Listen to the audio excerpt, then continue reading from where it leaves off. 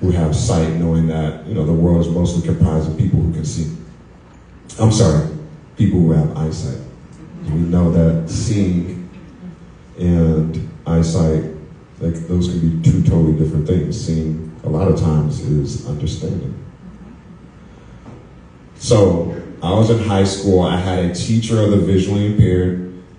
You know what a teacher of the visually impaired is? Clap your hands once. You people. And this person was responsible for helping me understand how to get from English class to history, from history to math, from math to the cafeteria to the gym for PE class. Now, at that time in North Carolina, it was very easy for teachers, PE teachers rather, to encourage me to sit on the sidelines because they, you know, guys, today we're going to be playing dodgeball. Lex, why don't you sit this one out to the side? You know, we got balls flying all over the place. We don't want to get you hurt or anything. Or you can go to study hall. You can get a head start on your classwork, your homework. You won't have to worry about those things when you get home. Mr. Whitmer, my teacher of the visually impaired, my TVI, he was the one who really challenged that thinking. And he said, why does Lex have to sit on the sideline? We're going to find ways to adapt these activities so that he can participate alongside his sighted peers. Now, I don't know if you know this, but I mentioned that I'm from Raleigh, and if you're from Raleigh, you're from what we call the Triangle. And if you're from the Triangle, you probably like college basketball. Raleigh, you have North Carolina State. Chapel Hill, you have North Carolina. And in Durham, there's this other school that we really don't talk about too much. My mom said something about like bad four-letter words or something. But in Raleigh, in North Carolina, my family, we're primarily North Carolina Tar Heel fans. And so my classmates, they would be in the gym, they would be shooting baskets. Coach Whitmer, he says, all right, Lex, we're going to figure out a way to get you to put this ball in the hoop. So he would take my cane. He would first show me to the free throw line, and then he would take my cane, walk to the basketball hoop, stand under the hoop, and he would reach up, ding, ding, ding, ding, ding, and he would tap my cane against the rim so that I could hear where to shoot the ball. Now, in the beginning, you know, I'm throwing it up. Bah, it's hitting off the left side of the backboard, right side of the backboard. I'm throwing up air balls. I'm building houses. Obviously, I have a good excuse. But Mr. Whitmer, he was like, come on, keep shooting. Throw it up. And you know, it's nothing but net. And so it's those types of things that Mr. Whitmer implemented within that classroom. And it totally changed the way I viewed myself, my self-image, my self-esteem. In addition to that, it also changed the way my classmates viewed me.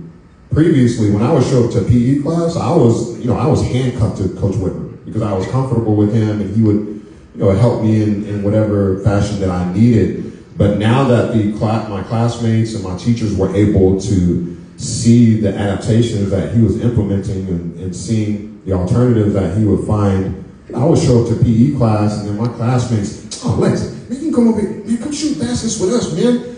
Coach Whitmer, you want to hang out with teachers? Teachers aren't cool. Come over here with us. And it just really changed the whole narrative within that class. Now, we had a physical fitness test that everyone had to participate in. I was one of 5 or 10 blind or visually impaired kids in my high school. We had about 1,500 kids in total in my school. Everyone had to participate in this fitness test. You would participate in things like pull-ups, push-ups, sit-ups. One of the activities was standing long jump. Stand in one spot, bend your knees, arms back, boom, and you jump forward as far as you can. Everyone had to participate in these events, and our results were recorded. It's finally my turn to do the standing long jump. Mr. Whitmer, he puts me behind the line, make sure my toes are right behind the line. Pass me on from the back. All right, Lex, give me something good. I bend my knees, arms back, and I jump. Mind you, again, I'm one of 5 or 10 blind or visually impaired kids. Everyone else can see. So when my feet hit the ground, only thing I remember hearing is like, oh my gosh, he jumped from here all the way over to here. Y'all, he's blind. He's blind. Like, Mr. Whitmer, he runs up to me, he's laughing, he's staring at me, he's like, Lex, from where you started to where you landed, they measured your jump and it was 10 feet in length. Wow. Do you know what this means? I was like, yeah, I jumped 10 feet. That's kind of cool. Have you ever heard of the Paralympics before? At the time, I hadn't. It's the highest pinnacle of competition for athletes who have a disability. You can represent Team USA, you can win medals, you can travel the world, you can break records. So he tells me that in the Paralympics, you compete against athletes who have the same disability as you. If you are blind, you compete against other athletes who are blind. If you have a mobility challenge, you compete against athletes who have a similar mobility challenge. If you're missing a limb, a leg, you compete against athletes who, again, have that same disability. Now, math was my best subject in school. I love numbers. And so Mr. Whitmer, he says, all right, you compete against athletes who are blind like you. Now, I had the best standing long jump in the entire freshman class. I had one of the best jumps in the entire school. I was in the top 3 out of freshmen, sophomore, junior, and seniors. So in my mind, I'm thinking, all right, well, over here, I'm the best in my freshman class, one of the best in the school. But over here, I'm competing against athletes who are blind. But over here, I was just giving people the business, and they can see. So when I get over here to people who are blind like me, that means I should be able to obliterate them. And Coach Whitmer, he's like, all right, Lex, you might need to calm down just a little bit. Because in the Paralympics, you don't stand in one location and jump. You run, and then you jump. So now I'm like, all right, well, I thought we established that I was blind. Who runs and jumps? How are we going to do this? So he says, I'm going to stand at the takeoff board. I'm going to clap and yell straight so that you know which direction to run. And for anyone who has competed in track and field, specifically field events, in the long jump, triple jump, pole vault, high jump, javelin, whether you are blind or not, you identify a number of steps that you take before you jump or before you launch the implement. So we started really small, maybe 5 steps or so. So I would count those steps, 1, 2, 3, 4, 5, boom, and I would jump. The first few ones were like, I don't know if those would be technically jumps. They were like baby hops. But I was so frightened. I mean, you imagine someone asking you to run as fast as you can without being able to see anything, and asking you to propel your body through the air. That's really scary.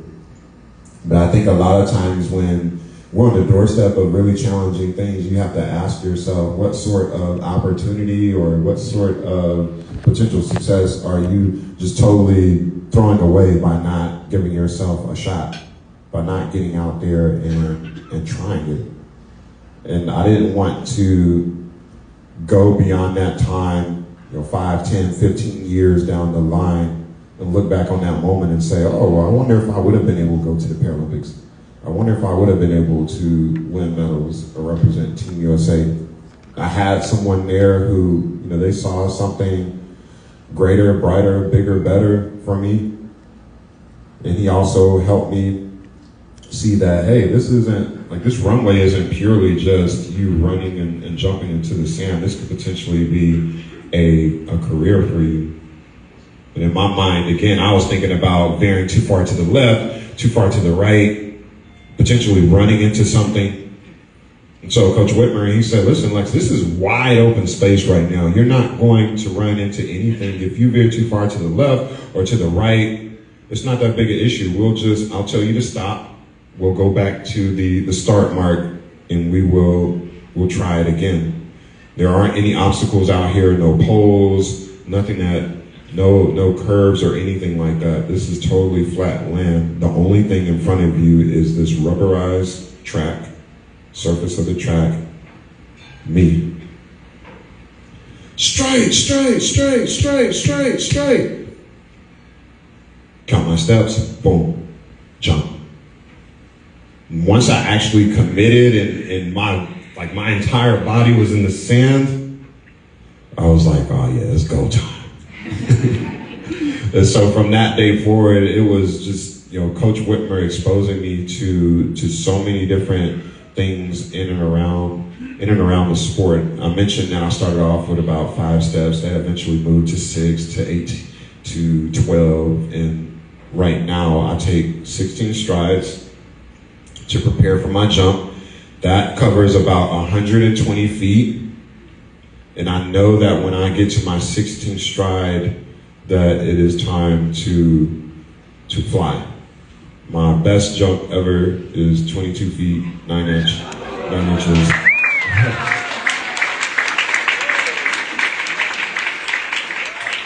So if you want to see me jump over Carroll Canyon Road, we can do that. But he's been able to just help me achieve so much within the sport. But what I will say is the biggest thing that I learned from Coach Whitmer is just this idea of, the difference between sight and vision. And of course, we know that sight is our ability to see things with our eyes and to see things that are directly in front of us. But vision, that allows us the opportunity to see beyond what our eyes can see. That allows us to see what we can do, where we can go, and who we can become. And I learned that not only within Coach Whitmer, but my mom. Although I haven't had the privilege of attending San Diego Center for the Blind yet, I attended a few centers back in North Carolina, where I'm from. And so I learned how to read Braille, learned how to use a computer with various speech softwares installed on the machine. I learned how to use a cane. And I will say the cane has by far been one of my greatest tools, because initially I did not want to use my cane. I was in high school, and I was hanging out with my friends and things like that, and I just didn't think that it was cool. But what I realized is that I had gotten so good at navigating on my own without my cane, just learning the environment, my school, my neighborhood, things like that. But when I would go to new environments and say I hop out of the car with my friends, they would walk off and leave me.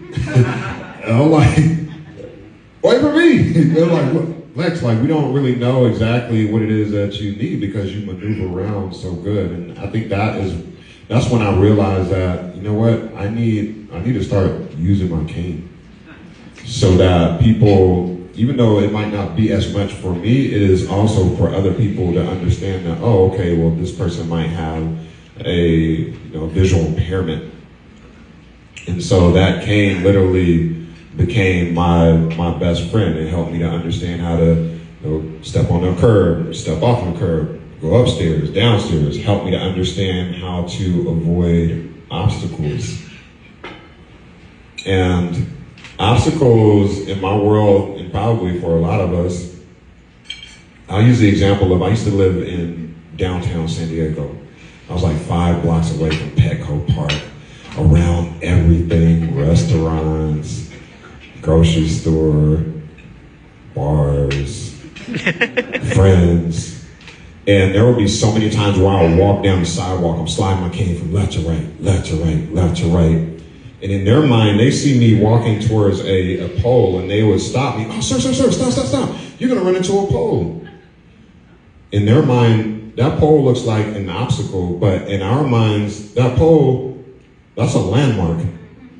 Because my cane needs to touch that pole which then lets me know that I can take 1 or 2 more steps forward and I can make a right-hand turn to continue down the sidewalk towards my favorite pizza spot. So how we view obstacles, I would encourage you to shift how you view obstacles, because they're merely just landmarks. When we find ourselves in these situations, it should give you some sort of insight as to what needs to happen next. Where do you need to go? What decision do you need to make? Who do you need to talk to? What do you need to do to continue on this path so that you can continue down that sidewalk toward the figurative pepperoni slice? So the cane was, so huge for me.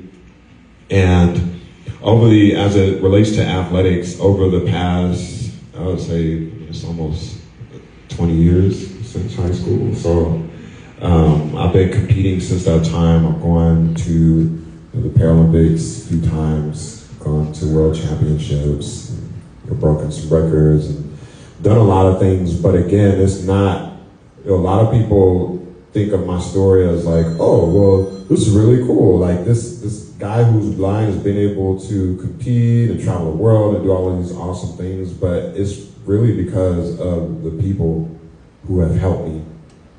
It's my mom, it's Coach Whitmer, it's my counselors, it's my voc rehab counselors, it's my TVIs, my orientation and mobility specialists, like everybody helping to shift that mindset and helping me to understand and see that although you are blind, there still is so many things that you could do out here in the world. Now, I did bring one of my medals with me. Listen. And I'm sorry, Raquel, I know you're in here somewhere, but I brought the wrong one. Raquel did a painting of the medal that I won in Tokyo. I was trying to find it in my room. I couldn't find it. It'll pop up somewhere. So I brought the one that I won in Rio. And so I'm holding it up right now.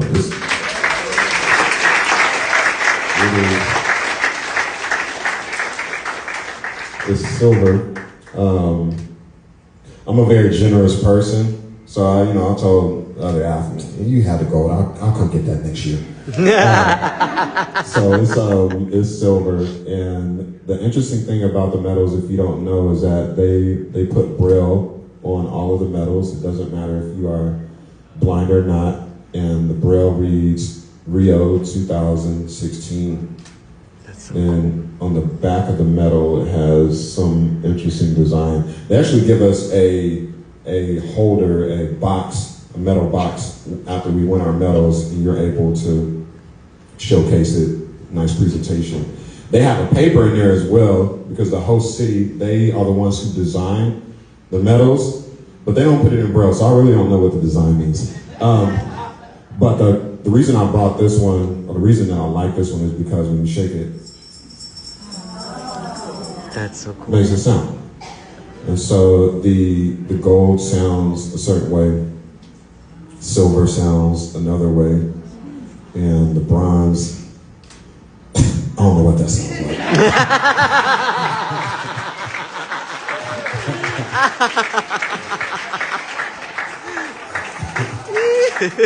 I'm just messing. I'm not though. But, they all sound different, and so it's really cool that a number of individuals, thought it enough to say, hey, we want to be able to figure out a way so that every athlete can distinguish what color their medal is. Similar mindset to all of the people who I've encountered, and I'm pretty sure a lot of you in the audience, some of the great people who you work with, they figure out ways. They figure out opportunities. They figure out ways to open doors and expose you to a different life. And that's worth more than any medal that I've ever won in my entire life. Like having people who actually see something bigger, better, greater for you that's really huge. And so I circle back to my mantra, which is no need for sight when you have a vision. Ultimately, at the end of the day, it's not our eyes that determine success, it's our ability to see a vision. It's our ability to see beyond the horizon, to see what it is that we're capable of doing. And so for all of us, I kind of envision all of us as a guide. So my guide is someone who, they stand at the takeoff board, but outside of that, he's working alongside me when I'm on the track training, Monday through Friday. We train about 3-4 hours a day down at the Chula Vista Elite Athlete Training Center down in Chula Vista. So he's running those 100-meter repeats with me. He is running those hills with me. He's going to the weight room. He's doing the power cleans. He's doing the squats. He's watching his diet. He's going to see the mental performance coach.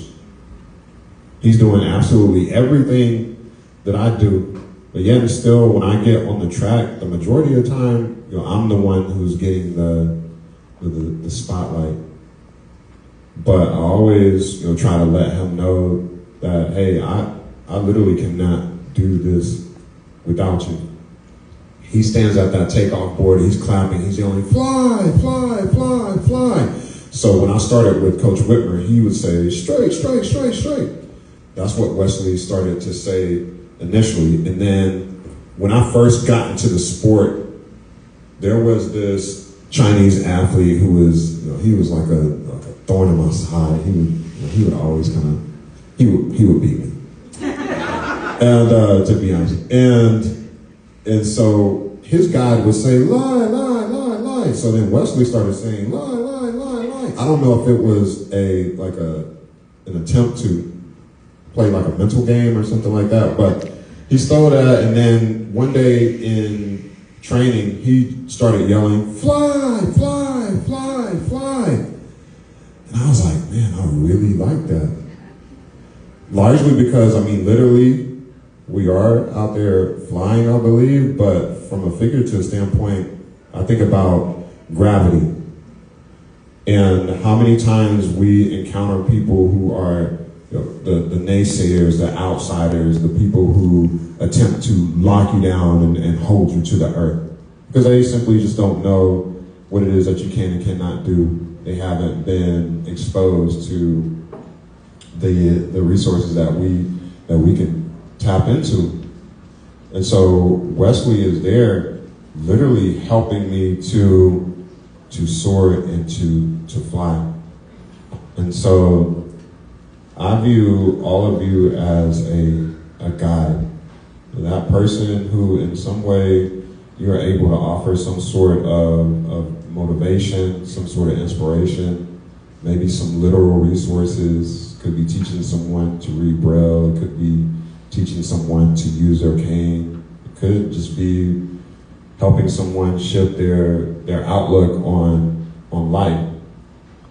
Wesley, he's fly, fly, fly, fly. From the time that I start running to the time that I jump, he is yelling that. Now that's really important because if he stops yelling and if he stops clapping, I have no idea where to run. I don't know where to go. So with all of the amazing things that you're doing, you got to be consistent with it. You have to do it repetitively. Fly, fly, fly, fly. That lets me know that I can continue running down that runway. That empowers me. That motivates me, that inspires me, that gives me the confidence to let me know that, all right, when I get to this 16th step, boom, I'm going to hit this takeoff board and I'm catapulting forward with a certain type of passion, a certain type of confidence. And it's the same for each of you. You'll continue to do all of these amazing things continuously, giving people that motivation, giving them that empowerment, that inspiration. Now, there is one important thing. Wesley is standing in the middle of the runway. I'm running down the middle of the runway. So, if he doesn't move out of the way, that is a collision waiting to happen. So as much as you give all of these amazing things, the programs, the resources, the tools, the technology, at a certain point in time, you'll have to step to the side, similar to Wesley. And that gives me the opportunity, that gives us the opportunity to take that last step, those last couple steps, and you can leap forward. Now, it might not be a huge sandpit that you land inside of, but what it will be is that own unique vision for success. And it'll be all due to your work as a guide. So as Wesley would say, fly, fly, fly, fly, fly, fly, fly, and I want you to leap right into your destiny. So thank you for your time. I'll be around for a few minutes in the chat, but really appreciate you and keep up the amazing work that you're doing for our community. Okay, go for it.